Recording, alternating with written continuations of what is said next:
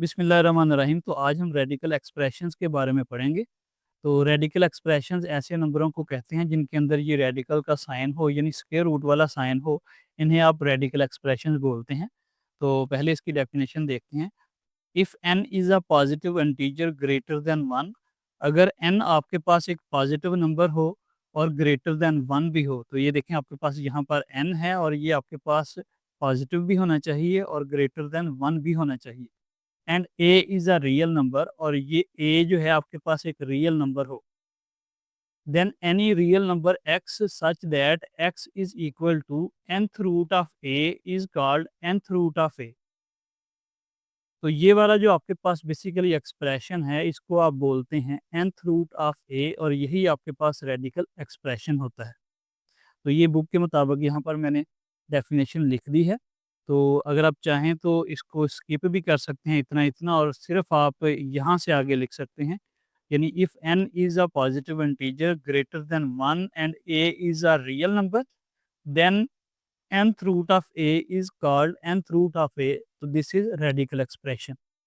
तो इसको आपने ये नोट कर लेना है कि ये जो n है आपके पास, इसको आप बोलेंगे इंडेक्स, और ये जो स्क्वायर रूट की अलामत है, यहाँ पर जज़र की अलामत है, इसको आप बोलेंगे रेडिकल। और ये जो नीचे रियल नंबर है आपके पास ए, इसको आप बोलेंगे रेडिकन। तो उसके बाद है laws of radicals and indices. यानी अब आपने इनके लॉज पढ़ने हैं। रेडिकल बोलते हैं ये जो स्क्वायर रूट वाली जितनी भी आपके पास रकमें आएंगी, आपने उनको किस तरह सॉल्व करना है, ये प्रॉपर्टीज़ लगा के। और इंडिसेस का मतलब है ये जो पावर है, यानी एक्सपोनेंट वाली रकमें आएंगी, उनको आपने ये प्रॉपर्टीज़ लगा कर सॉल्व करना है। बेसिकली ये वीडियो मुझे 1.2 एक्सरसाइज से पहले अपलोड कर देनी चाहिए थी, लेकिन उस वक्त मेरे जहन से निकल गया। उसके लिए मैं आपसे माजरत करता हूँ। लेकिन चलो अब देख लें, इसको अब समझ लें। तो पहले पढ़ते हैं लॉज ऑफ रेडिकल्स। तो देखें, पहला आपके पास लाया है ए मल्टीप्लाई बाई बी, और इनके ऊपर कंबाइन देखें, ये रेडिकल एक्सप्रेशन है, और एन जो है ये इनका इंडेक्स है। तो ये आपके पास इंडेक्स होती है, ये आपके पास रेडिकल होता है, और ये जो अंदर रकमें होती हैं ये रेडिकेंड होती हैं। तो देखें ये दोनों मल्टीप्लाई हो रहे हैं, मुख्तलिफ नंबर हैं, तो इनके ऊपर जो रेडिकल एक्सप्रेशन है वो टूट जाएगा। दोनों के ऊपर अलग अलग आप लिख देंगे, क्योंकि ये रकमें मुख्तलिफ हैं और दरमियान में मल्टीप्लाई लगाना है आपने। यानी इनको आप अलग अलग करके भी लिख सकते हैं।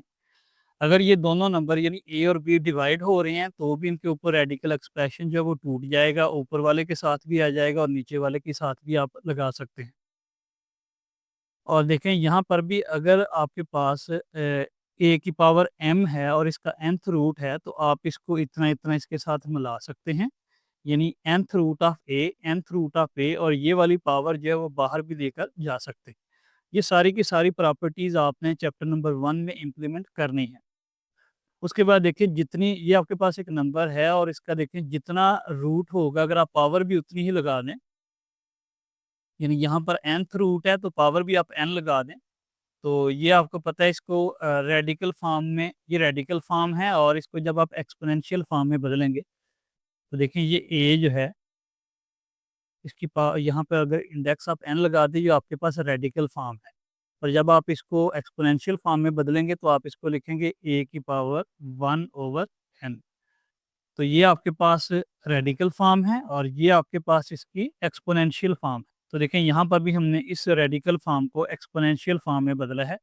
ये n से कैंसिल हो जाएगा, तो आपके पास a बच जाएगा। उसके बाद देखते हैं लॉज ऑफ इंडिसेस, यानी कि पावरों को आपने किस तरह डील करना है। देखें, अगर आपके पास a की पावर m है और मल्टीप्लाई हो रहा है a की पावर n से, तो देखें इनकी बेस सेम है, पावरें मुख्तलिफ हैं, तो ऐसी सूरत में आप इनकी बेस को इकट्ठा कर देंगे और इन पावरों को आप जमा कर देंगे। यानी जो दोनों की बेस चूँकि सेम है वही आ जाएगी, और ऊपर उनकी पावरें आपस में ऐड हो जाएंगी। और अगर यही दो नंबर डिवाइड हो रहे हो, देखें ये a की पावर m ओवर a की पावर n, तो इस सूरत में चूंकि इनकी बेस जो है वो सेम है, ये बेस होती है और ये ऊपर एक्सपोनेंट होता है। तो बेस चूंकि इनकी सेम है, तो आप बेस लगा देंगे, और देखें m और ये ऊपर जाकर पावर माइनस की हो जाएगी, तो m माइनस n लगा देंगे। यानी अगर बेस सेम हो, नंबर आपस में मल्टीप्लाई हो रहे हो, तो आप उनकी पावरों को जमा कर देंगे, डिवाइड हो रही हो। और अगर बेस सेम हो, तो आप उनकी पावरों को माइनस कर देंगे। उसके बाद तीसरी प्रॉपर्टी देखें, अब आपके पास सेम नंबर नहीं है, अब आपके पास मुख्तलिफ नंबर हैं, लेकिन उनकी पावर जो है वो सेम है। यानी ए बी की होल पावर आपके पास n है, तो चूँकि ये नंबर ही मुख्तलिफ है इसलिए आप इनके ऊपर अलग-अलग पावर लगा देंगे। देखें ए के ऊपर भी पावर n आ जाएगा और बी के ऊपर भी पावर n आ जाएगी।